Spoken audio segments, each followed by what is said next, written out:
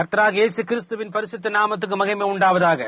இப்பொழுது நீங்கள் நமது அருமை சகோதரனும் 20வது நூற்றாண்டின் தீர்க்கதரிசியுமான வில்லியம் மரியம் பிரென்னம் அவர்களால் செப்டம்பர் மாதம் 19ஆம் தேதி 1965ஆம் ஆண்டு grand way assembly of God, Tucson, Arizona, அமெரிக்காவில் தர்ஸ்ட், தாகம் என்ற தலைப்பின் கீழ் கொடுக்கப்பட்ட செய்தியை இப்பொழுது நீங்கள் தமிழாக்கத்துடன் கேட்கப் போகிறீர்கள். See, it's something natural. பாருங்கள், அங்கே ஏதோ இயற்கையானது. It's not an unnatural thing to thirst for God. It's a natural thing. தேவனை பற்றின ஒரு தாகம் உண்டாவது இயற்கைக்கு மாறானது அல்ல, அது ஒரு இயற்கையான காரியம். It's just something that you should do. God has made you up like that. நீ அவசியமாய் செய்ய வேண்டிய ஒரு காரியம். தேவன் அந்த வண்ணமாய் தான் உன்னை உண்டாக்கி இருக்கிறார். And it's no superhuman. It's just actually a common human being. அது ஏதோ மனுஷீகத்துக்கு மேம்பட்டது அல்ல, அது வெறுமனே எல்லா மனுஷரிடத்திலும் காணப்படுகின்ற ஒரு பொதுவான காரியம். It ain't just special for some people. அது ஏதோ ஒரு சில ஜனங்களுக்கு மட்டும் விசேஷமானதல்ல. They say, well, I've seen some people live such a victorious life that they're constantly on the housetop. They're praising God. நான் பார்த்திருக்கிறேன், அவர்கள் அவ்வளவு ஜெபஜெபியம் செய்கிறார்கள், எப்பொழுது மேல் நோக்கி இருந்து கொண்டு தேவனை துதிக்கிறார்கள். Wish I could feel that way. இப்படி எனக்கு இருக்க கூடாதா என்று வாஞ்சிக்கிறேன் என்று அவர்கள் சொல்லுகிறார்கள். Well, the reason you're feeling that way, it's a thirst in you. நீ அந்த விதமாக உணர்வதற்கு காரணம் உனக்குள்ளாக இருக்கின்றதான தாகம்தான். And that's just a natural thing. It's for every person to thirst for God. அது ஒரு இயற்கையான காரியம். தேவனை பற்றின தாகம் உண்டாவது எல்லா மனுஷருக்குள்ளும் உள்ளது. Now we'll take some of the natural thirst is first. இப்பொழுது சில இயற்கையான தாகத்தை குறித்து முதலாவதாக நாம் பார்ப்போம். Let's take, for instance, thirsting for water, as David said here, thirsting for the water. ஒரு எடுத்துக்காட்டாக தண்ணீர் தாகத்தை குறித்து பார்ப்போம். தாவீது இங்கே சொன்னது போன்று தண்ணீரின் பேரில் தாகம். Thirsting for water, the body is in need of water. தண்ணீர் தாகமானது சரீரத்திற்கு தண்ணீர் அவசியமாக இருக்கிறது. And if you don't supply that thirst, you'll perish. அந்த தாகத்துக்கு நீ தண்ணீர் அளிக்கவில்லை என்றால் நீ மாண்டு போவாய். You'll dehydrate, and you won't live. சரீரம் தண்ணீர் இல்லாமல் வறண்டு போம், நீ ஜீவிக்க மாட்டாய். If you can't get water to that thirst, to quench that thirst of the natural body, you'll soon perish. அந்த தாகத்திற்கு உன்னால் தண்ணீர் கொடுக்க முடியவில்லை என்றால், அந்த சரீரத்தின் இயற்கையான தாகத்தை தீர்க்க முடியவில்லை என்றால் நீ சீக்கிரத்தில் அழிந்து போவாய். You won't live long. நீ அதிக நாட்கள் ஜீவிக்க மாட்டாய். You can live longer without food than you can without water. தண்ணீர் இல்லாமல் நீ ஜீவிக்கக்கூடிய நாட்களை விட அதிக நாட்கள் நீ ஆகாரம் இல்லாமல் ஜீவிக்கலாம். Because you can fast for 40 days. Jesus did, I suppose, without food. ஏனென்றால் நீ ஆகாரம் இல்லாமல் உபவாசம் இருக்கலாம். இயேசு ஆகாரம் இல்லாமல் இருந்தார். But you couldn't do that long without water. ஆனால் அதையும் கூட நீ தண்ணீர் இல்லாமல் அவ்வளவு காலம் இருக்க முடியாது.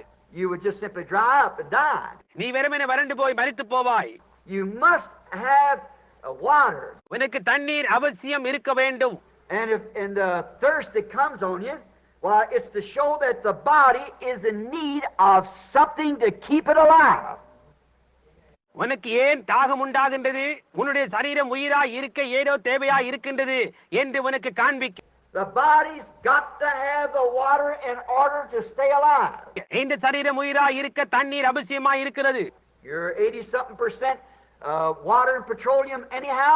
எப்படி இருந்தாலும் நீ 80% தண்ணீரும் எண்ணெயுமாய் இருக்கின்றாய். And you've got to take these sources in to keep you alive. ஆகவே நீ உயிரோடு இருக்க இப்படிப்பட்ட மூலதாரங்களை எடுத்துக்கொள்ளத்தான் வேண்டும். As I've said, if you neglect it, you'll perish. நான் சொன்னது போன்று இவைகளை குறித்து நீ அலட்சியமாய் இருப்பாயானால் நீ அழிந்து போவாய். The thirst also is an alarm. It's an alarm clock. தாகமும் கூட ஒரு எச்சரிப்பாய் இருக்கிறது. அது ஒரு அலாரம் கடிகாரமாய் இருக்கிறது. That thirsting, the soul sets off alarm clock. அந்த தாகிக்கிறது ஆத்துமாவானது அந்த அலாரம் கடிகாரத்தை அடிக்கும்படியாய் செய்கிறது. Like a little buzzer inside of you that tells you that death has lurking nigh. உனக்குள்ளாக இருக்கும் ஓசை எழுப்பும் கருவி போன்றது மரணம் உன்னை நெருங்கி இருக்கிறது என்று உனக்கு அறிவிக்கிறது. That if you don't get water pretty soon, you've got to die. அதாவது உனக்கு தண்ணீர் கிடைக்கவில்லை என்றால் சீக்கிரத்தில் நீ மரிக்கத்தான் வேண்டும் என்று. And it gets louder and louder until finally you keep putting it off and you'll die. because it's alarm clock. நீ அதை தவிர்க்க மாட்டாய், அது இன்னும் அதிகமாகிக் கொண்டே முடிவிலே நீ மரித்து போவாய். அது அலாரம் கடிகாரமாய் இருக்கிறது. Like David described it here in the Psalm. சங்கீதத்தில் இங்கே தாவீது அதை விளக்கினது போன்று, As the heart painteth after the water brooks, மானானது நீரோடைகளை வாஞ்சித்து கதறுவது போல, so painteth my soul after thee, O God. என் ஆத்துமா உம்மை வாஞ்சித்து கதறுகிறது என் தேவனே. As the heart painteth after the water brook. மானானது நீரோடைகளை வாஞ்சித்து கதறுவது போல.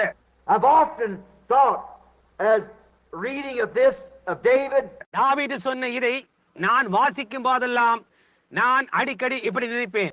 David was a woodsman, a hunter. தாவீது ஒரு காடுவாசி, வேட்டைக்காரன். And he hunted deer, of course, and many, we in this day hunt them. The heart is a deer.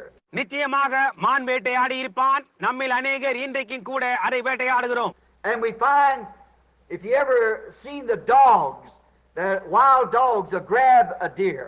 நாங்கள் பார்த்திருக்கிறோம், காட்டு நாய்கள் ஒரு மானை பற்றி இழுப்பதை நீங்கள் பார்த்திருக்கிறீர்களா? And usually they got like the coyote of fang. ஓநாயை போன்று அதற்கு கோரைப்பல் இயற்கையாக இருக்கும். And he can grab the deer right above the burr of the ear here and swing his weight. எகிரி காதுகளுக்கு மேலாக உள்ள கழுத்தை அதனால் கவ்வி தன் சரீர எடையோடு தொங்கும். He cuts the throat of the deer, and the deer doesn't have a chance then. அது மானின் தொண்டையை அறுத்துவிடும். அப்பொழுது மானானது தப்பி போக எந்த விதமான சந்தர்ப்பமும் இருக்காது. But sometimes the dog, like in Africa, சில நேரங்களில் ஆப்பிரிக்காவில் இருப்பது போன்ற the wild dog will grab the deer right in the flanks. If he misses the throat, காட்டு நாய்கள் எகிரி மானின் தொண்டையை பிடிக்க தவறும் போது தொண்டைக்கு கீழாக கவ்வும். he'll grab the second time at the flank. இரண்டாவது முறையாக அதே இடத்தில் கவ்வும். And if the deer is strong enough and quick enough, he can shake the dog off. ஆனால் மான் மட்டும் சற்று பலமுள்ளதாகவும் துரிதமாகவும் இருக்குமானால் அதனால் நாயை உதறி தள்ளி விட முடியும். The deer is much faster. மான் மிகவும் வேகமாக ஓடும். The dog stalks him when he's not looking and when he's upwind from him, and he don't know the dog is near.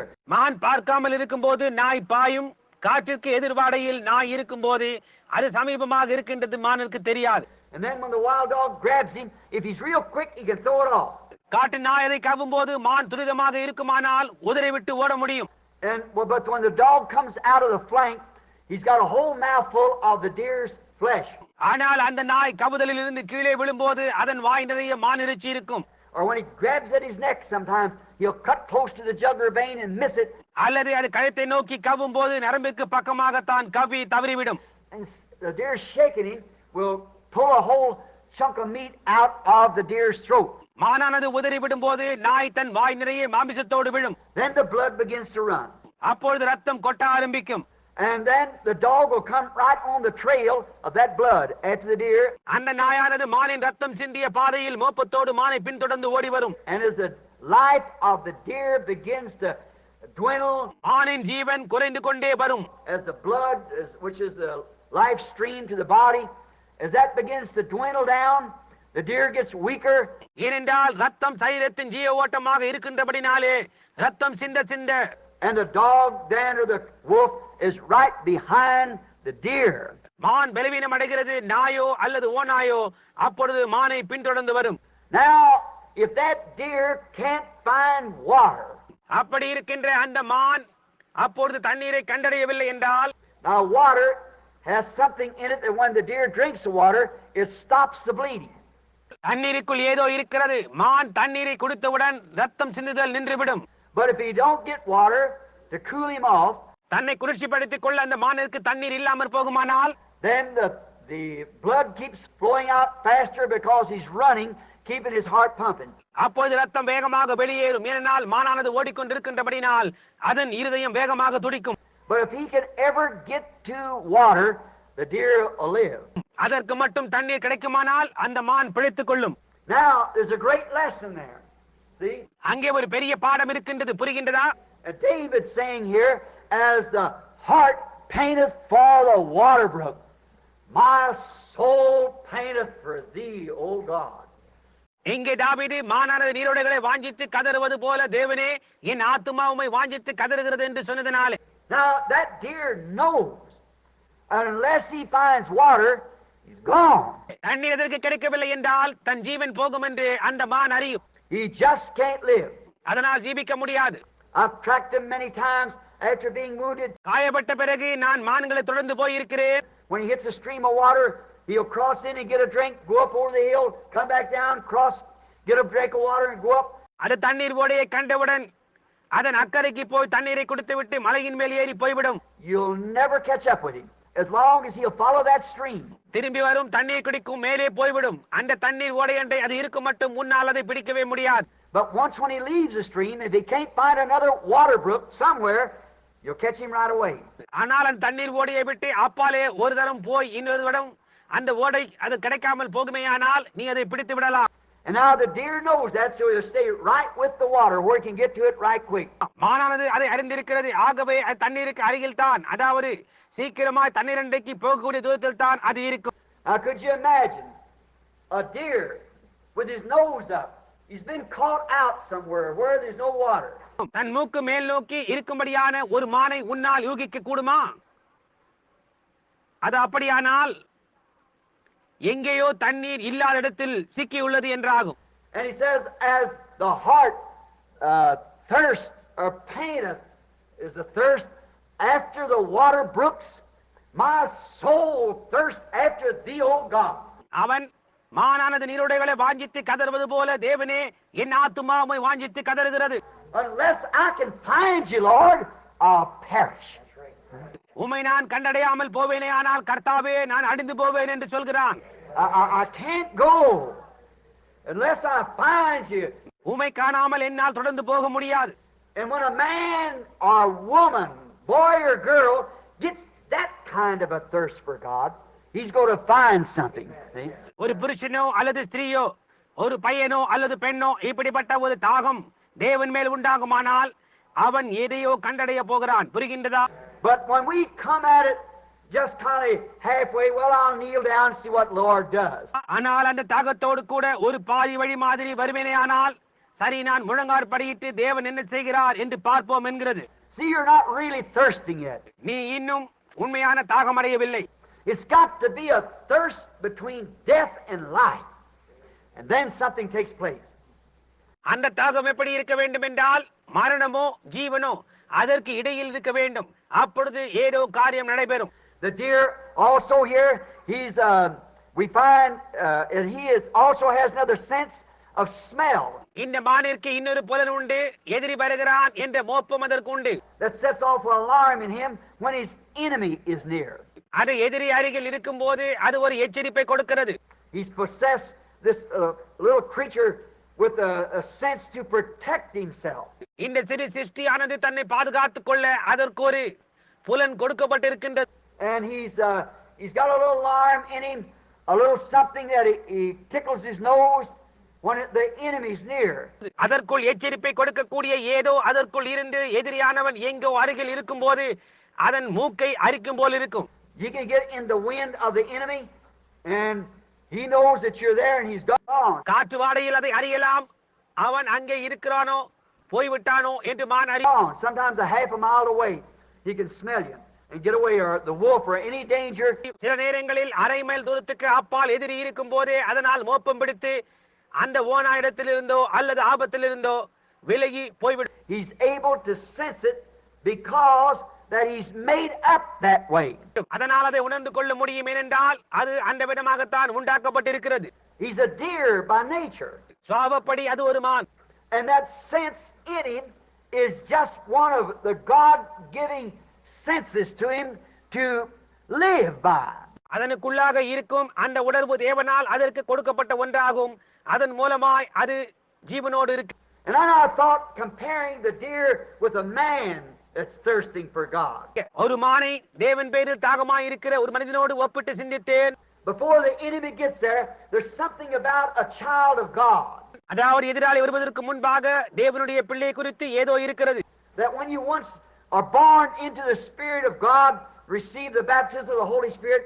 அதாவது நீ தேவனுடைய ஆவிக்குள் பிறந்த பொழுது பரிசுத்த ஆவியின் அபிஷேகத்தை பெற்ற பொழுது there's something about the person that can sense the enemy. தன் எதிராளியை உணரக்கூடிய அந்த மனிதனை குறித்து அங்கே ஏதோ இருக்கிறது. You can take a man when he's taking the scripture and reading the scripture ஒரு மனிதன் வேத வார்த்தைகளை எடுத்து வேத வார்த்தைகளை படிக்கும் போதே அந்த மனிதனை அறிந்து கொள்ளலாம். and try to inject something to that scripture that's contrary to the scripture. வேத வார்த்தைகளுக்கு முரணாய் இருக்கின்றவர்களை அந்த வேத வார்த்தைகளுக்குள் எதையோ திணிக்க பிரயாசிக்கின்றதை A man that's filled with the Holy Ghost can sense that right quick. There's something out of the way. பரிசுத்த ஆவியினால் நிரப்பப்பட்ட ஒரு மனிதன் சீக்கிரத்தில் உணர்ந்து கொள்ள முடியும். அங்கே ஏதோ வழி விலகின்றதா இருக்கிறது. When he gets into a place and that little certain sense in there that it's done to protect your life. அவன் ஒரு காரியத்தில் போகும்போது அவனுக்குள்ளாக இருக்கின்ற அந்த புலன் உன்னுடைய ஜீவனின் பாதுகாப்பிற்காக வைக்கப்பட்டுள்ளது. You mustn't never go for anything unless it's exactly the word of God. நீ ஒருபோதும் தேவனுடைய வார்த்தையை அல்லாத எதிலும் நுழைந்து கொள்ள கூடாது. You must stay right exactly with that word. நீ சரியாக வார்த்தையோடு கூடத்தான் இருக்க வேண்டும். And we're secured with that sense as long as we're in the Holy Spirit. நாம் பரிசுத்த ஆவிக்குள் இருக்குமட்டாய் அந்த புலனோடு நாம் பாதுகாவலாய் இருக்கிறோம். You can go to reading, like for instance somebody say, now go to read Mark 16 and say, நீ போய் mark 16 அல்லது உதாரணமாக இப்படியும் சொல்லலாம், நான் மார்க் 16 வாசித்தேன். and these signs shall follow them that believe. அதை விசுவாசிக்கிறவர்களால் நடக்கும் அடையாளங்களாவன. In my name they shall cast out devils. They shall speak with new tongues. என் நாமத்தினாலே பிசாசுகளை துரத்துவார்கள், நவமான பாஷைகளை பேசுவார்கள். Or take up serpents or drink deadly things, it would not harm them. அல்லது சர்ப்பங்களை எடுப்பார்கள், சாவுக்கு ஏதுவான யாதொன்றை குடித்தாலும் அது அவர்களை சேதப்படுத்தாது. If they lay their hands on the sick, they shall recover. வியாதியஸ்தர்கள் மேல் கைகளை அவர்கள் வைத்தால் வியாதியஸ்தர்கள் சுத்தமாவார்கள் என்று சொல்லுகிறது. Now, then you find a person get up there and say, now that was for the apostolic age. யாராவது அங்கு எழும்பி நின்று அது அப்போஸ்தல காலத்துக்கு உரியது என்று சொல்வானானால், That now right quick, if you have received the Holy Spirit, you've been endowed with that sense. அந்த சனத்திலே தானே நீ மட்டும் பரிசுத்த ஆவியை பெற்று அந்த உணர்வு கொடுக்கப்பட்டிருக்குமானால் It sets it off. There's something wrong there. See? உடனே அது வேலை செய்யும். அங்கே ஏதோ தவறு இருக்கிறது என்று பார்த்தீர்களா? You try to explain it away, that's for another day. That really you don't need those things today. அவைகள் வேற ஏதோ காலத்துக்கு உரியது என்றும் இந்த நாட்களுக்கு அவைகள் அவசியம் இல்லை என்றும் விளக்கம் கொடுக்க முயற்சிப்பார்கள். But Jesus said, these signs shall follow them that believe. ஆனால் விசுவாசிக்கிறவர்களை இந்த அடையாளங்கள் பின் தொடரும் என்று இயேசு சொன்னார். There's a little something sets off in you, a little buzzer, and knowing that that's wrong. And that's the way of death.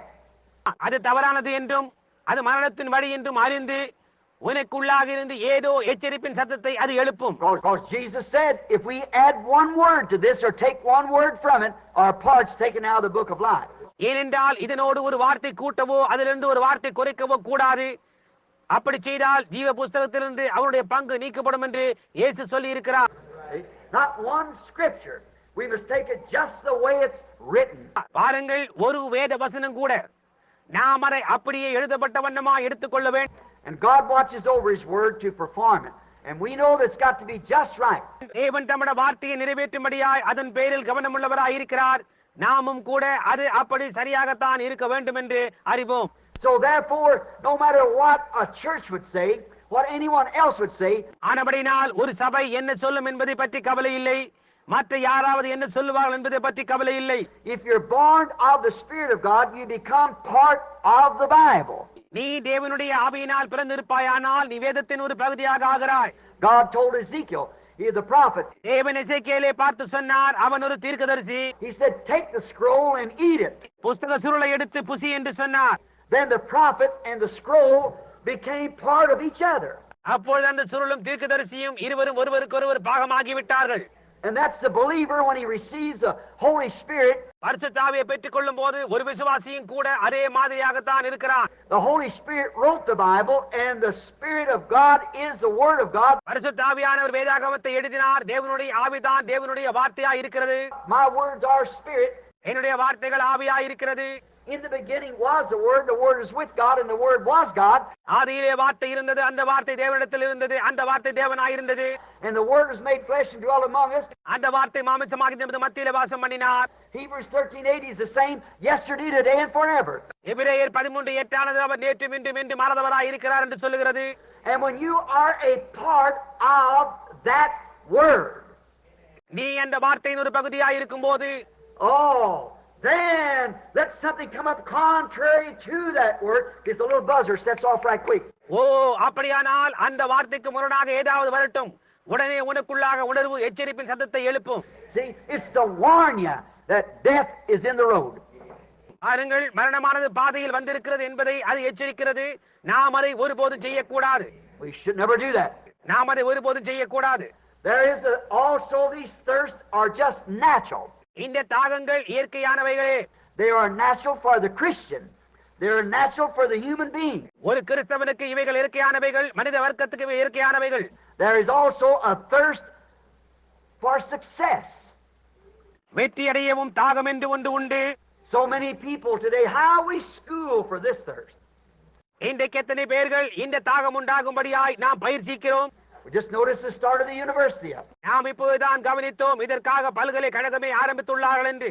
And we go down there and people spend thousands of dollars to send their children to the school. நாம் அங்கே போகின்றோம். இன்றைக்கு ஜனங்கள் ஆயிரக்கணக்கான டாலர்களை செலவழிக்கின்றனர் தங்கள் பிள்ளைகள் பள்ளிக்கு போகும்படியாகவும் and to universities and colleges and so forth to get an education. மேல் படிப்பிற்கும் பல்கலைக்கழகங்களுக்கும் அனுப்பும்படியாகவும் செலவழிக்கின்றோம். To be successful, they call it in life.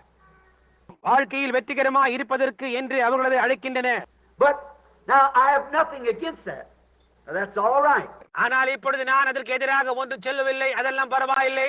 But to me, you could get all the schooling in the world and still you haven't found the right success. That's right. ஆனால் என்னை பொறுத்த மட்டும் உலகத்தில் உள்ள எல்லா பயிற்சிகளையும் நீங்கள் பெற்றுக்கொண்டும் நீங்கள் இன்னும் சரியான வெற்றியை அடையாதவளாய் இருக்கிறீர்கள் என்பதுதான் அது உண்மை. Because that will just temporarily make things a little easier for you here. ஏனென்றால் தற்காலிகமாக காரியங்களை இங்கே சற்று லகுவாக்கும். And there's but when you die, you leave all that behind you. ஆனால் நீ மரிக்கும் போது அவை எல்லாவற்றையும் பின்னாக தான் நீ விட்டு போக வேண்டும். And this entire economy that we have, இங்கே நமக்குள்ள எல்லா பொருளாதாரத்தையும் விட்டுத்தான் போக வேண்டும். I was saying the other day at Phoenix, stand quoting again, அன்னொரு நாள் நான் பீனிக்ஸில் இதை தான் சொன்னேன், இதோ மறுபடியும் அதையே சொல்லுகிறேன். that all this modern civilization, the whole educational program, the whole scientific program is all contrary to God's word and His will. இந்த எல்லா நவீன நாகரீகம், எல்லா கல்வி திட்டங்களும், விஞ்ஞான திட்டங்களும் இவைகள் எல்லாம் தேவனுடைய வார்த்தைக்கும் அவருடைய சித்தத்திற்கும் முரணாயிருக்கிறது. Civilization is absolutely, there'll never be a civilization in the world that is to come like this one. வர போகின்ற உலகத்தில் இன்றைக்குள்ளது போன்றதொரு நாகரீகம் இருக்க போகிறதில்லை. This is the perverted civilization. இது ஒரு தலைகீழாக்கப்பட்ட நாகரீகம். God had His first civilization upon the earth when He spoke His words and they come up every seed of its kind.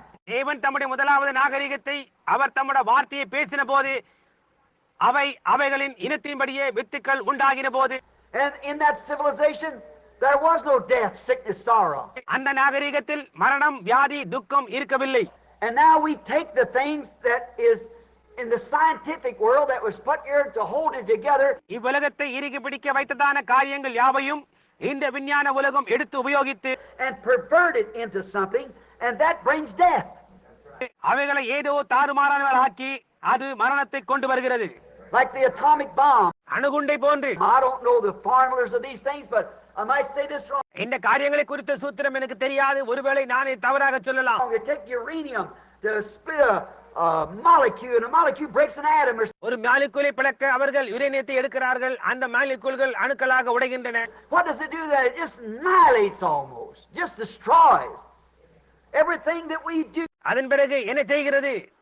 முற்றிலுமாய் அழிக்கப்படுகின்றது. நாம் செய்கின்ற we take medicine, put this formula with this formula to cure this and put it into it. நாம் மருந்து எடுக்கின்றோம், இதை சுகப்படுத்த இந்த சூத்திரத்தை எடுத்து அந்த சூத்திரத்தோடு கலந்து அதை நாம் உட்கொள்கிறோம். And what do? We tear down something else.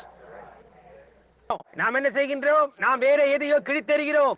Now I guess you read last month's Reader's Digest. கடந்த மாதம் வீடுராஜ்யத்தை வாசித்திருப்பீர்கள் என்று நினைக்கிறேன். That it said that in this age that we're living in now, that young men and women reach middle age between 20 and 25 years old. அதில் நாம் ஜீவிக்கின்ற இந்த நாட்களில் வாலிப ஸ்திரீகளும் புருஷர்களும் அவர்களுடைய நடுவயதை பருவம் அதாவது 20 முதல் 25க்குள் அடைந்து விடுகிறார்கள் என்று எழுதப்பட்டிருக்கிறது. Think of that. Little girls in menopause and 20, 22, 23 years old. Middle age. அதை சற்று யோசித்து பாருங்கள். வாலிப பெண்கள் அவர்களுடைய ஸ்திரீகளுக்குள்ள படிப்பாடு 20 முதல் 23க்குள் நின்று போகின்றது. You see what's done it? பார்த்தீர்களா இவைகள் எதனால் உண்டாகின்றன? It's been this hybrid food and stuff we're eating. கலப்புள்ள பதார்த்தங்களை ஆகாரத்தை புசிக்கிறதுனால் உண்டாகின்றன. See, it's the stuff, the food and the life that we're living. பாருங்கள், அது ஆகாரமாய் சாப்பிடுகிற பொருட்கள் தான் நாம் ஜீவிக்கின்ற ஜீவியம். Scientists has brought it to us, and in doing so, they're killing you. இவைகளை எல்லாம் நம்முடைய விஞ்ஞானிகள் கொண்டு வந்தார்கள். அவைகளை அப்படி செய்வதனால் அவைகள் உன்னை கொன்று போடுகின்றது. I was in Africa where I see them boys that never had a dose of medicine in their life. They eat meat that had maggots in it. நான் ஆப்பிரிக்காவில் இருந்தேன். அங்கே தங்கள் ஜீவிய நாட்களில் மருந்தையே சாப்பிட்டு அறியாத வாலிப பையன்களை கண்டேன். அவர்கள் இறைச்சியை புசிக்கிறார்கள், அதில் புழுக்கள் இருக்கின்றன. They drink out of a pool that it looked like would kill an ox. அவர்கள் ஒரு குளத்திலிருந்து தண்ணீரை பருகுகின்றனர். அத்தண்ணீர் ஒரு எருதையே கொன்று போடும் போல் இருக்கிறது.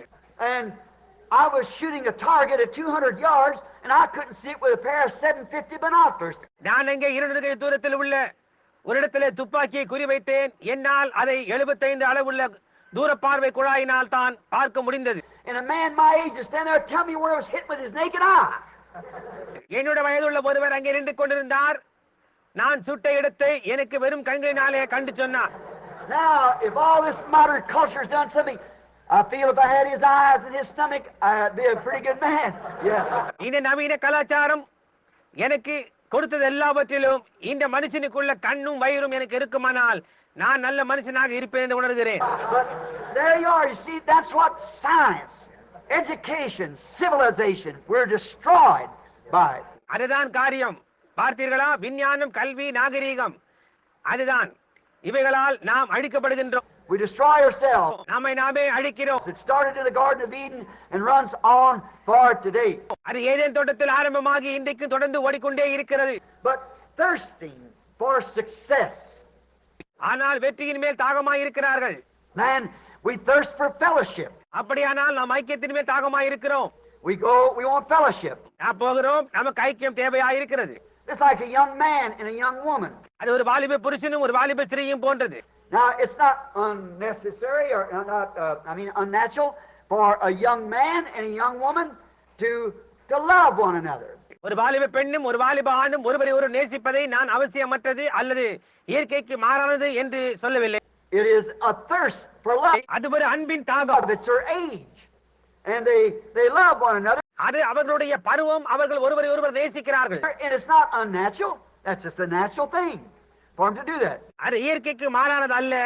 அவர்கள் அதை செய்ய அது அவர்களுக்கு ஒரு இயற்கையான காரியமாக இருக்கிறது. Now we find many things in the life that we live in the natural body that we thirst for. இந்த இயற்கையின் சரீரத்தில் நாம் ஜீவிக்கின்றதான ஜீவியத்தில் நாம் தாகமாக இருக்கின்ற காரியங்கள் அநேகம் இருக்கின்றதை நாம் பார்க்கிறோம். It's just something sets in us. We want to do it. அது ஏதோ நமக்குள்ளாக இருக்கின்றது, நாம் அதை செய்ய விரும்புகின்றோம்.